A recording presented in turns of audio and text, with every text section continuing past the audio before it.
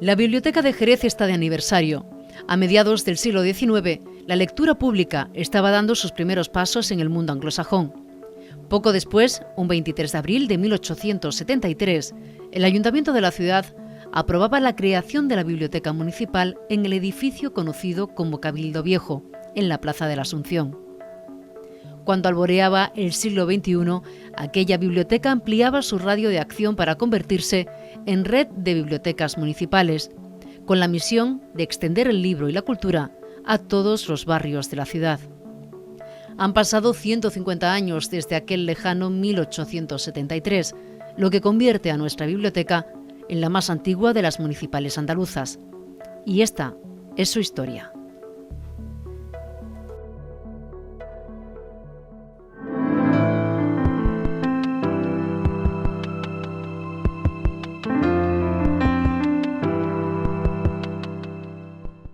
Jerez de la Frontera era, a mediados del siglo XIX, una ciudad que tenía unos 50.000 habitantes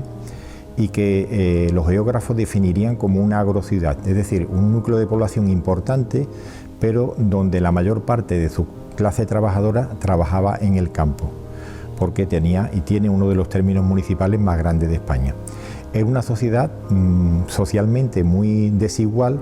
porque frente a una élite u oligarquía de propietarios, de terratenientes y de empresarios y comerciantes del mundo de los vinos, había una inmensa clase trabajadora, fundamentalmente jornalera, que vivía al límite de la subsistencia. Y es en este mundo en el que se va a producir el cambio político que trae la Revolución de 1868, que abre uno de los periodos más conflictivos de la historia contemporánea de España, porque en 1868 se produce el destronamiento de la reina Isabel II y la salida de España de la dinastía de los Borbones temporalmente, la llegada de una nueva monarquía, la de Amadeo de Saboya, y finalmente la proclamación de la Primera República en 1873, que es cuando se crea la Biblioteca Municipal. Estos 6 años, que son muy complicados políticamente, en Jerez se caracterizan fundamentalmente por la implantación del Partido Republicano. Es decir, la ciudad es y se convierte en los años del Sexenio en uno de los grandes bastiones del republicanismo político, hasta tal punto que el distrito electoral de Jerez, en las primeras elecciones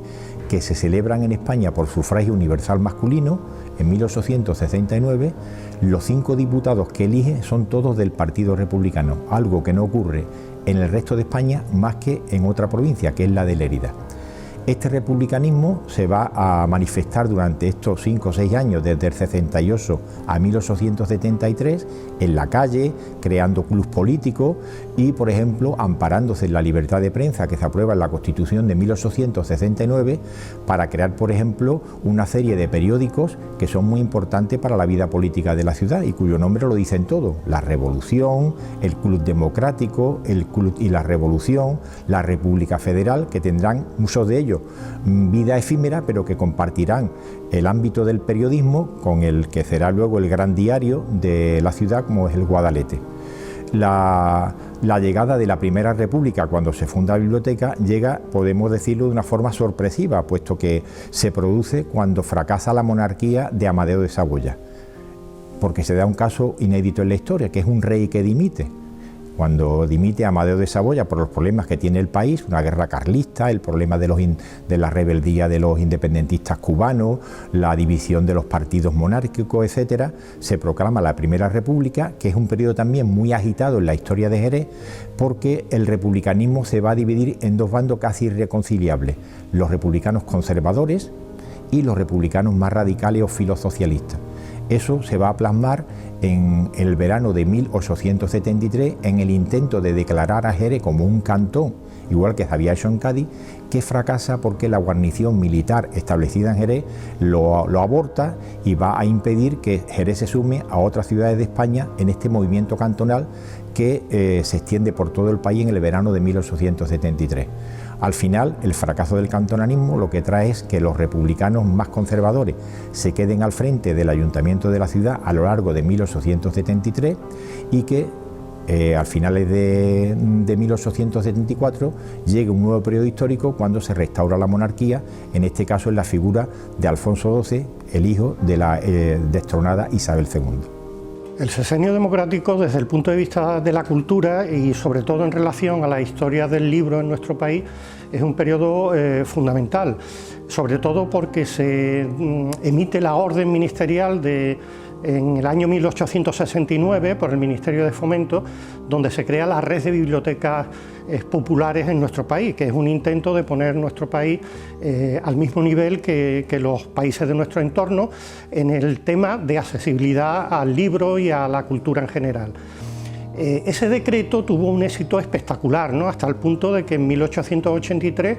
había casi 750 bibliotecas populares creadas en España. Sin embargo, ese éxito fue solo, como decía antes, sobre el papel, porque en la práctica la mayoría de esas bibliotecas fueron desapareciendo por un sinfín de circunstancias. De todas esas bibliotecas, la número 150 inscrita en el Ministerio de Fomento fue la Biblioteca Popular de Jerez. Es decir, que hay 149 bibliotecas que precedieron a la de Jerez. Por tanto, hoy, ¿por qué decimos tantas veces la Biblioteca Municipal de Jerez es la más antigua de Andalucía, incluso la más antigua de España? Pues por lo que decía antes, esas 149 bibliotecas que las precedieron, entre las que había casi 30 bibliotecas andaluzas, por ejemplo estaba la del Puerto de Santa María o estaba la de Tarifa, pues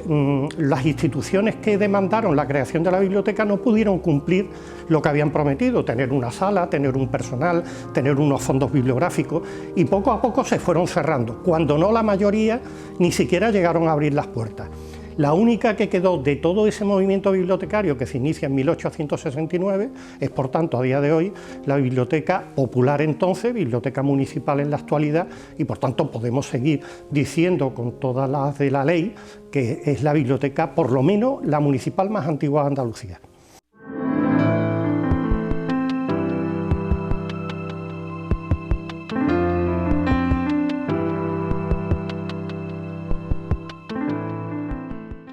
La restauración del rey Alfonso XII a finales de 1874 lo que hace es devolverle el control de la situación política a las clases dominantes, a la gran burguesía agraria, terrateniente y de los capitalistas industriales catalanes y vascos. Ellos van a asentar un sistema político con el objetivo de evitar toda la conflictividad que se había dado en los años del sexenio democrático, y crearán un sistema que será bipartidista y que se conoce con el nombre del turnismo, porque dos partidos, el liberal y el conservador, se ponen de acuerdo para alternarse pacíficamente en el poder sin contar con la voluntad popular, puesto que las elecciones eran sistemáticamente falsificadas. En este periodo la vida política queda controlada fundamentalmente por la aristocracia local, y serán aristócratas los líderes de los dos partidos más importantes que hay en Jerez, el liberal, que lo liderará el político más importante que tiene la ciudad a finales del siglo XIX, que es el duque de Almodóvar del Río, de la familia de los Sánchez Romate, y el partido conservador, que lo liderará el marqués de la Casa Pavón.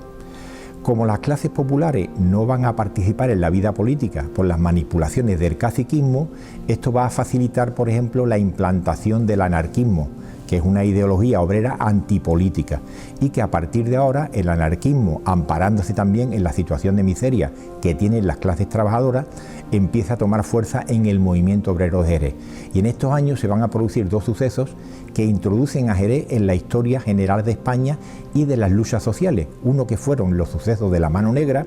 una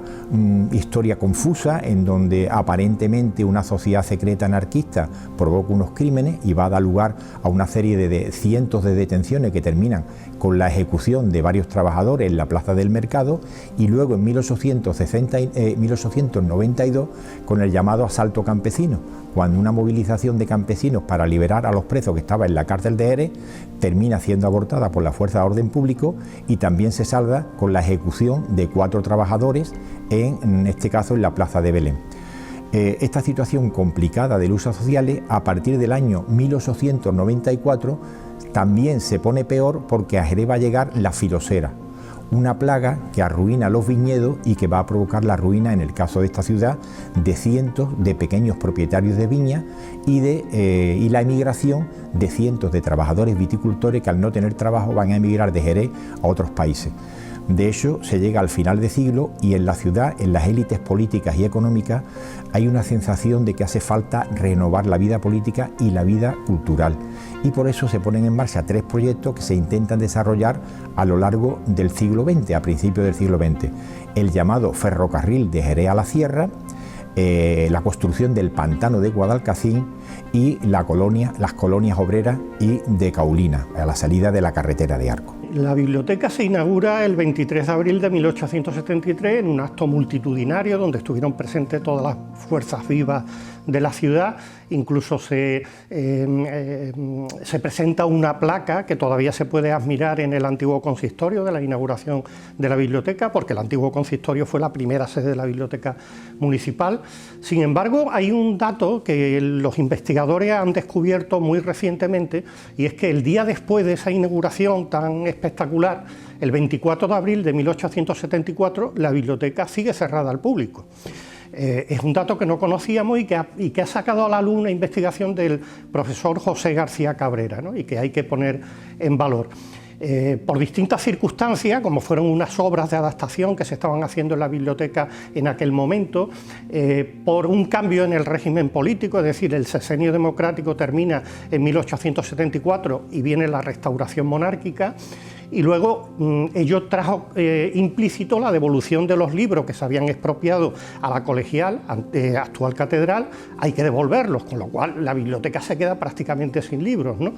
Y luego hay una serie de iniciativas, tanto de departamentos municipales como de asociaciones culturales de la ciudad, que viendo que la biblioteca van pasando los meses, van pasando los años y no se pone al servicio del público, demandan que aquellos espacios se dediquen a otra cosa. Por tanto, la biblioteca también estuvo en un tris de desaparecer, como todas esas bibliotecas de las que hablábamos antes. Afortunadamente, como suele suceder en todas las etapas críticas, aparece un personaje fundamental que fue José de la Herrán y Lacoste,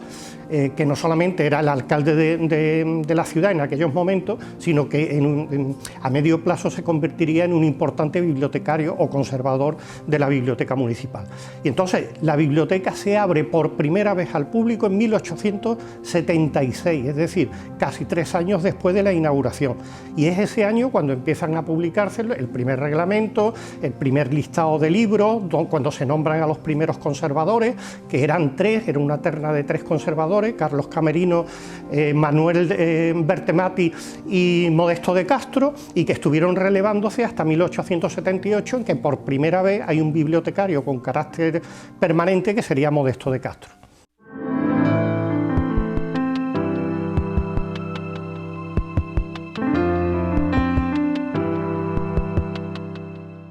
En las 3 primeras décadas del siglo XX podemos decir que asistimos a 3 regímenes políticos distintos.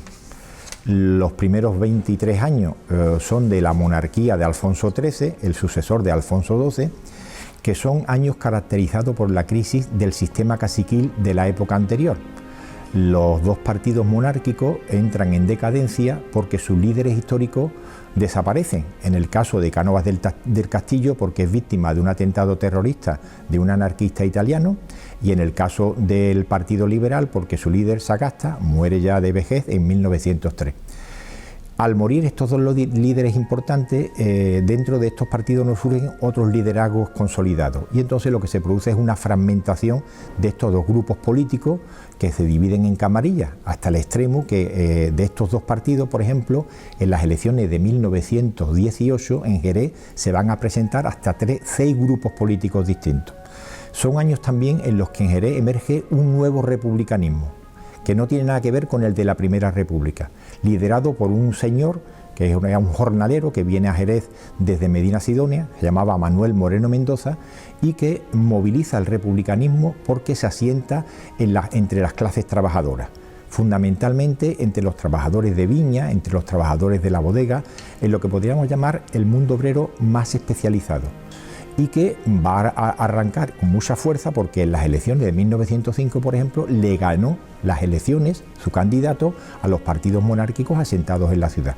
que luego no pueden elegir su diputado porque el distrito de Jerez estaba conformado por esta ciudad y otros 10 pueblos de la provincia, en donde el voto urbano era ahogado por el caciquismo que había en el mundo rural. Este sistema entra en crisis a partir del año 1917 y hay un dato que lo pone en evidencia. Entre el año 17 y el 23 en España se forman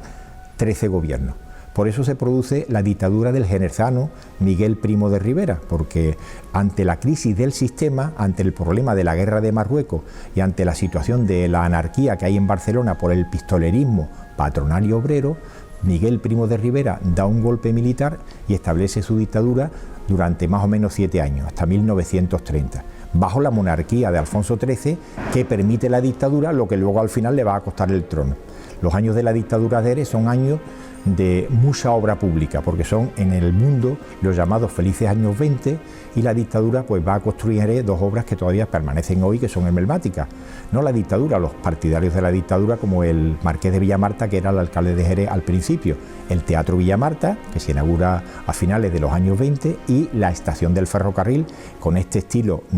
regionalista tan característico de la Exposición Iberoamericana de Sevilla de aquellos mismos años. Ante la situación política que se vive, el rey le retira la confianza a Primo de Rivera y nombra a otra persona, al general Berenguer, y avanza para volver a la normalidad con la convocatoria de unas nuevas elecciones municipales el 12 de abril del año 31.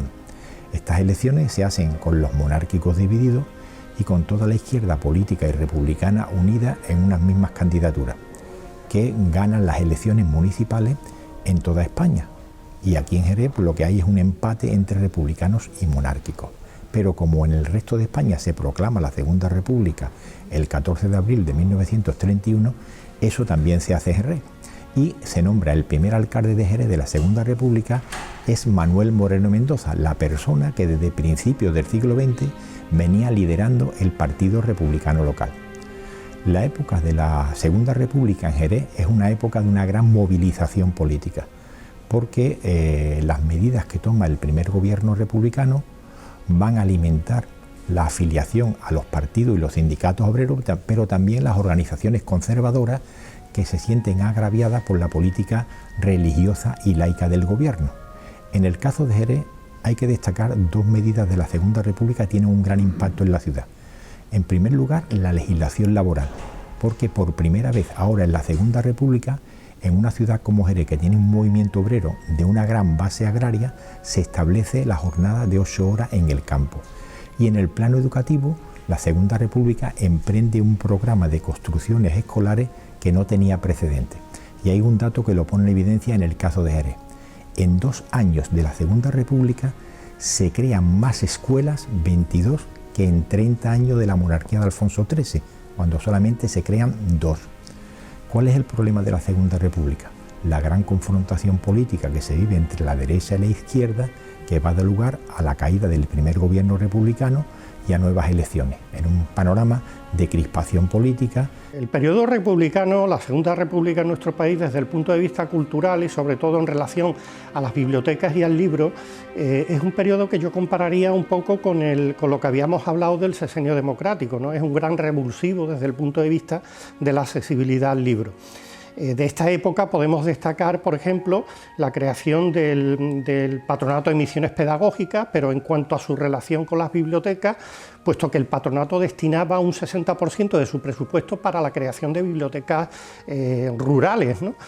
Por tanto, es una creación del periodo republicano muy importante. Pero también se decreta de que las bibliotecas escolares se conviertan en públicas, de que se creen todas las bibliotecas provinciales o estatales una sección de préstamo circulante para que se pueda atender a todas las demandas allí donde se produzcan, y sobre todo hay un decreto de normalización y de gestión y creación de las bibliotecas municipales, pretendiendo de que ese decreto no le pasara como el de 1869, es decir, que tuvo mucho éxito, pero luego a nivel práctico se convirtió en papel mojado, ¿no? Y este decreto efectivamente tuvo éxito porque a lo largo del periodo republicano, que fue muy poco tiempo, se crearon casi 150 bibliotecas municipales, muchas de ellas luego desaparecieron durante la Guerra Civil. Y a nivel de Jerez, pues a nivel de Jerez coincide coincide con el periodo republicano el acceso a la responsabilidad de la biblioteca de Manuel Esteve Guerrero, que estaría en la dirección prácticamente hasta el año 74, ¿no? Y que fue un bibliotecario muy activo en la época republicana. De hecho, llevó iniciativas como fue la potenciación de las bibliotecas de jardines en el Tempul y en la Alameda Vieja, la difusión del patrimonio histórico-artístico a través de visitas guiadas, eso que es tan común hoy día,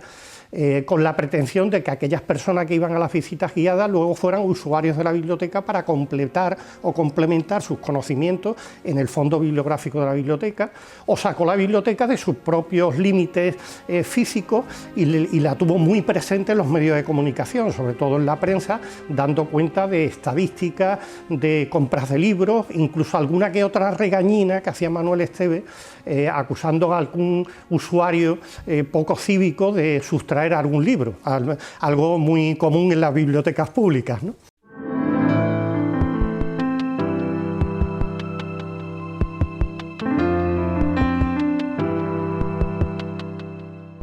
El golpe militar del 18 de julio de 1936 en España va a provocar una guerra civil porque el ejército se parte por la mitad, igual que la Guardia Civil y otras fuerzas de orden público, y la mitad del país va a quedar controlada por los rebeldes golpistas y la otra mitad se va a manifestar leal al régimen republicano. En Jerez prácticamente no hay guerra civil, porque desde el primer momento los militares golpistas, con Salvador de Arizón a la cabeza, como comandante militar de la ciudad, controlan la ciudad. Pero sí va a haber una gran represión sobre todo lo que había sido la izquierda política y sindical de Jerez, cuyos principales dirigentes o fueron ejecutados y asesinados, o fueron hechos prisioneros, o escogieron el camino del exilio. Y el programa que en el ámbito de la cultura trae el franquismo como dictadura es acabar con toda la obra democrática que había implantado el régimen republicano, a favor de la escuela pública, de una educación laica, etcétera, etcétera. Son los años 40 en donde en Jerez se manifiesta la crisis de subsistencia por la falta de alimento para las clases populares, por el extraperlo, el mercado negro, etcétera, etcétera. Y lo que se vive en Jerez en los años del franquismo es lo que vamos a ver en toda España, porque la dictadura lo que va a hacer es una coalición de familias políticas distintas. Los carlistas, los falangistas, los monárquicos alfonsinos, los católicos y los militares. Y en estos 40 años de dictadura vamos a ver en Jerez, al frente del ayuntamiento, a personalidades vinculadas a cada una de estas familias políticas. Tendremos como alcalde de Jerez al hermano y al sobrino del fundador de Falange, de Primo de Rivera. Nos vamos a encontrar con un alcalde militar de una larga estancia en el ayuntamiento como Tomás García Figuera, de una lealtad incondicional a Franco. Nos vamos a encontrar a propietarios y terratenientes y católicos como el Marqués de Domés, por ejemplo, y también algún que otro falangista. Y son años en los que el proyecto cultural del franquismo cada vez se identifica más con lo que se llama el nacionalcatolicismo, pero son familias políticas divergentes en cuanto a sus proyectos culturales. Por eso el franquismo no fue capaz de imponer a lo largo de la dictadura un proyecto cultural propio, porque era una amalgama de distintos proyectos políticos. A partir de los años 60, pasada esta represión dura de los años 40 y 50, es cuando empieza a emerger el nuevo movimiento obrero en Jerez, que pone en crisis la política social de la dictadura, cuando aparecen nuevos sindicatos clandestinos como comisiones obreras, y en el caso de Jerez, la Unión Sindical Obrera, la USO, que es un sindicato dependiente o vinculado a los movimientos cristianos progresistas después del Concilio Vaticano II, que van a alcanzar un gran arraigo en Jerez, fundamentalmente entre los trabajadores de las bodegas y de otros sectores de la ciudad, y comisiones obreras más o menos vinculadas al Partido Comunista entre los trabajadores del campo y, por ejemplo, de la banca. Son años ya que empieza una cierta conflictividad que van a culminar con la muerte de Franco en 1975 y el comienzo de la transición política. El inicio de la guerra civil y luego su prolongación a través del periodo más duro de la posguerra, lo que se denomina por parte de los historiadores el primer franquismo, que llegaría al año 53 aproximadamente, es un pasar del día a la noche desde el punto de vista cultural, sobre todo referido siempre al mundo de las bibliotecas y al mundo del libro, ¿no? La guerra civil y el bando denominado nacional empieza a emitir una serie de órdenes donde se va contra la libre circulación del libro, la edición, la accesibilidad al libro, es lo que se ha denominado de alguna manera la lectura vigilada, ¿no? Los libros se compartimentan, se decide por parte del Estado qué es lo que se debe leer y qué es lo que no se debe leer, ¿no? Los libros que atenten contra la moral, contra la Iglesia Católica, contra los principios del movimiento, los que distribuyan propaganda socializante, disolvente, según la terminología de la época, etcétera, simplemente serían destruidos. Y luego habría una serie de publicaciones que, pese a que sus autores no serían bien vistos por las nuevas autoridades, su interés desde el punto de vista intelectual y científico haría que fueran materiales no destinados a la destrucción, pero deberían ser vigilados, y por tanto en las bibliotecas se convierten algunas en verdaderos compartimentos estancos donde los bibliotecarios deben vigilar la accesibilidad de ese tipo de materiales, ¿no? Pese a que la guerra civil y el periodo de la posguerra es un periodo totalmente distinto al periodo de la época republicana, en Jerez pasa un hecho singular, y es que el bibliotecario que lleva la biblioteca es el mismo que ha llevado la biblioteca durante la época republicana. Y aquel bibliotecario que era tan activo, que tenía tantas iniciativas desde el punto de vista del libro y que fomentaba la lectura y documentación sobre ello, sin embargo se convierte, podemos decir que se quita una careta, se pone otra careta, ¿no? Claro, tiene que aplicar la nueva normativa, es un bibliotecario que no es sospechoso para las nuevas autoridades, y él empieza a aplicar la normativa que hay, y la normativa que hay es el control sobre los libros que hay en la biblioteca. En Jerez se crea por parte del ayuntamiento un negociado para el control de ese tipo de libros que no eran del agrado de las nuevas autoridades. Y ese negociado, que provisionalmente estuvo a cargo de José Guijarro, tenía a su disposición una serie de hombres de la cultura, como era José Sotomolina o como Pérez Clotet, etcétera. Esta gente, en el momento que recibían un chivatazo, una delación, o los servicios de información le decían que en tal biblioteca privada, en tal kiosco, en tal librería había libros que no eran autorizados, intervenían con un batallón de milicianos y había libros que se destruían, y había otros libros que se requisaban y se pasaban a un depósito que se había preparado en la biblioteca municipal. Y ese depósito estuvo dispuesto en la biblioteca municipal prácticamente durante todo el periodo de la guerra civil y al principio de la posguerra. ¿Qué pasaba con esos libros? Bueno, pues esos libros que venían ya de un previo expurgo, esos libros era el bibliotecario el que tenía que decidir qué pasaba con ellos. Algunos, la mayoría de esos libros luego pasaron a los fondos de la biblioteca municipal y desde luego no tenemos constancia que hubieran destrucciones de los libros que pasaban a la biblioteca municipal después del primer expurgo, ¿no? Libros que eran expurgados, libros que pasaban el primer expurgo y no eran destruidos, pasaban a la biblioteca municipal, y luego en la biblioteca municipal la mayoría de ellos pasaban a engrosar el fondo de la biblioteca, disimulando de dónde venían, porque se borraban los sellos o se ponía el sello de la propia institución bibliotecaria encima del sello de la institución de procedencia. Por tanto, fue una época muy oscura que poco a poco se fue relajando la aplicación de las medidas, pero también hay, en cuanto a Manuel Esteve, un hecho muy curioso desde mi punto de vista, es que cada vez se le va identificando menos como el bibliotecario activo y que proyecta nuevas iniciativas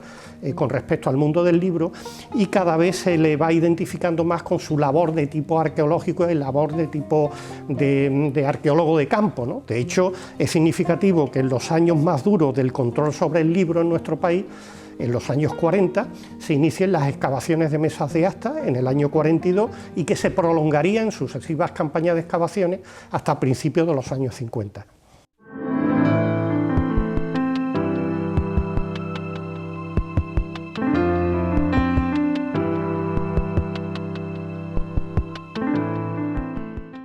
Muerto Franco, a finales de 1975, empieza en España el periodo que se conoce como la transición política, es decir, un avance a lo que sería la restauración de la democracia y la vuelta al pluripartidismo político. se reconstruyen los partidos políticos democráticos, emergen nuevas fuerzas políticas, pero en el caso de Jerez la transición política tiene dos importantes singularidades. Una,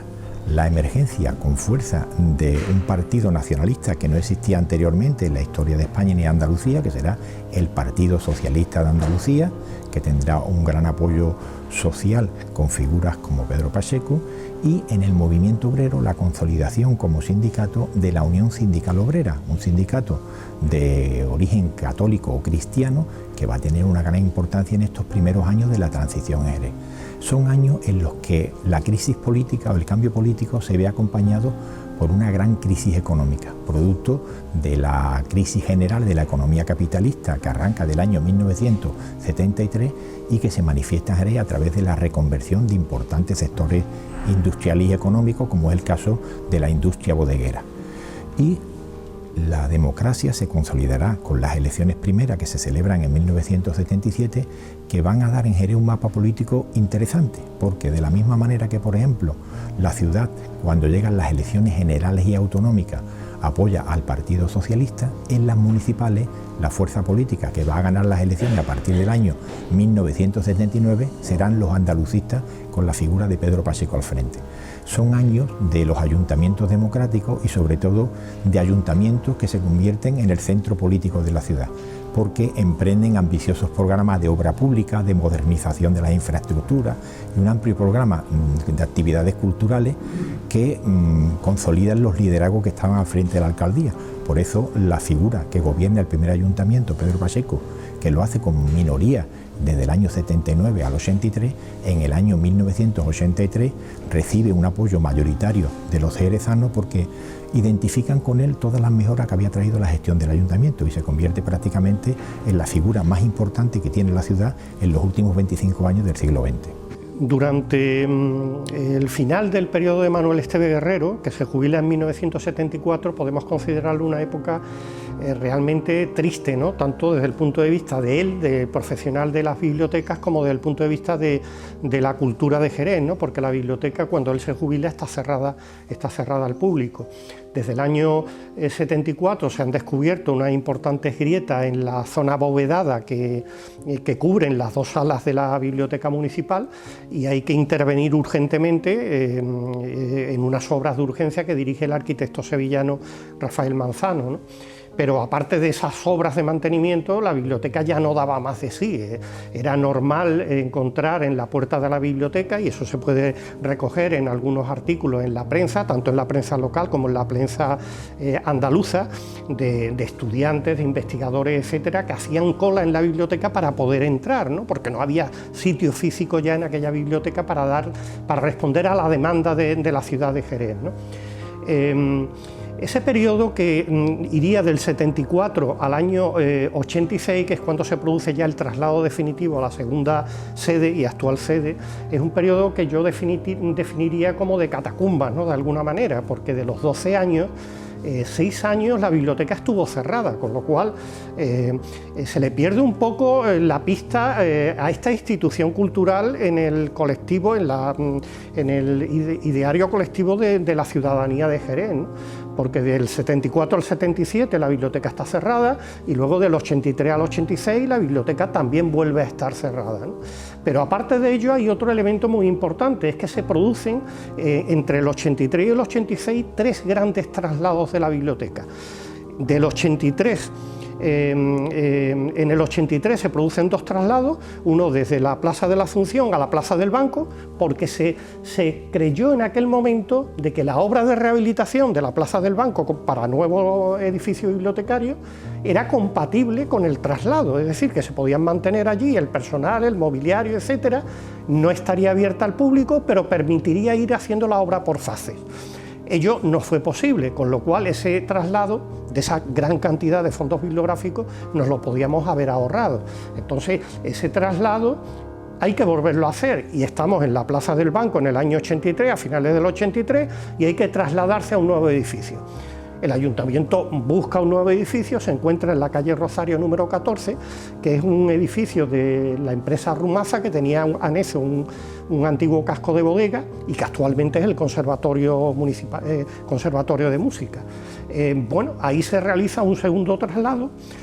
y ahí estaría la biblioteca cerrada al público hasta el año 86, que es cuando se da orden ya del traslado definitivo a la nueva sede en la Plaza del Banco, ¿no?, que es la actual sede. Durante estos años, como decía, la biblioteca desaparece del panorama cultural de la ciudad, que luego costará recuperar,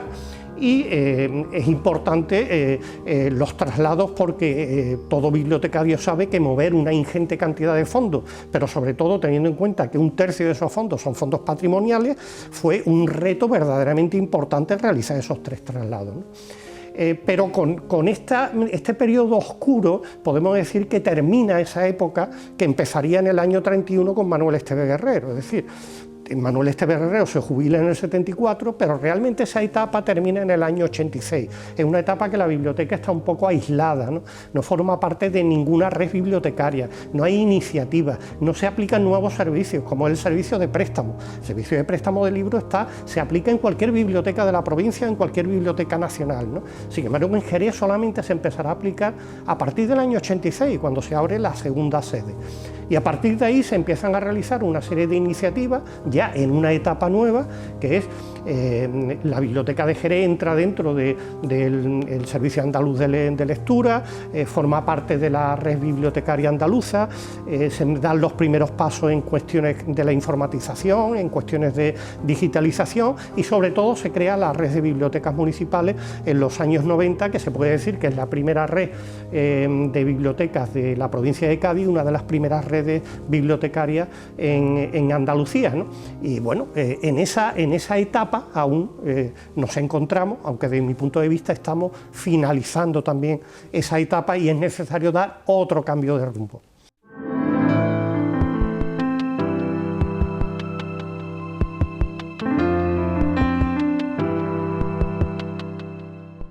Cercanos ya a consumir casi un cuarto del siglo XXI, las bibliotecas siguen acompañando a la humanidad desde que aquellos pueblos del creciente fértil, Mesopotamia, la actual Irak, pues decidieron que tenían que construir unos establecimientos donde poder custodiar la cantidad de documentos que se estaban generando, merced a la invención de la escritura que había ocurrido en el cuarto milenio antes de Cristo. En estos establecimientos se fue almacenando la información, la cultura, los conocimientos. En un primer momento y durante muchos siglos, esta información, estos libros que contenían esta información, estuvieron reservados a unos pocos privilegiados, normalmente dependientes de las instituciones de las que dependían esos establecimientos, esas bibliotecas, léase universidades, monasterios, catedrales, y así estuvo muchos siglos. Los libros, digamos, vedados a la mayoría de la población, entre otras cosas porque el nivel de educación no era el mismo, ¿no? Sin embargo, y vamos a dar un salto en el tiempo muy amplio, mediados del siglo XIX se produce un cambio porque la imprenta pasa de ser manual a ser mecánica, gracias a la máquina de vapor. Esto hace que las tiradas de los libros y de las publicaciones se multipliquen, que aparezcan las publicaciones periódicas, que suba el nivel educativo. Entonces, en ese momento, cuando empiezan a surgir, ya estaban las bibliotecas, pero ahora empiezan a surgir las bibliotecas públicas, como un modo de extensión de los valores humanos y democráticos, como un medio y como un lugar de acceso indiscriminado y gratuito a todo tipo de información. Decían los hombres y mujeres del siglo XIX que impulsaron aquellas bibliotecas públicas, normalmente del mundo anglosajón, que eran un arma al servicio del desarrollo humano, eran las bibliotecas públicas. Tenían también el afán de, en fin, sacar a la gente incluso de los malos vicios, las malas costumbres y encaminarlos hacia las bibliotecas públicas. Lo que había surgido en definitiva era el fenómeno de la lectura pública. Entrado ya en el siglo XXI, las bibliotecas públicas no tienen otro remedio que adaptarse a los nuevos tiempos. Máxima que estamos hablando de un mundo dominado por la tecnología, donde prima la información online y donde las bibliotecas no pueden quedarse en ser simples almacenes de información, tienen que ser algo más. Las campañas de fomento o de animación a la lectura que se llevan desarrollando en la red de bibliotecas municipales de Jerez desde inicios del siglo XXI, desde el año 2000, van en esta dirección. Cuentacuentos y talleres para los menores, para fomentar el hábito lector, visitas guiadas a la biblioteca, conferencias, presentaciones de libros, clubes de lectura. En este sentido, poner como ejemplo el club de lectura producto del convenio que ha hecho el Ayuntamiento con el Centro de Acogida de Inmigrantes, con CEAIN, que se reúnen pues, periódicamente en los locales de la biblioteca y ponen en común alguna lectura, o incluso hacen lecturas poéticas. Tenemos programada una dentro de poco, en este ciclo del 150 aniversario. Por lo tanto, estamos cumpliendo una de las funciones que decía antes, ¿no? Atención a la diversidad, fomentando programas para las minorías. La red de bibliotecas municipales de Jerez pretende también, si puede ser, repetir lo que hizo ya en 1998, cuando acogimos las 10º jornadas bibliotecarias de Andalucía. Estas jornadas, organizadas por la Asociación Andaluza de Bibliotecarios, llevan ya celebrándose desde 1981. Las últimas han sido en el 2022, en noviembre, en Dos Hermanas,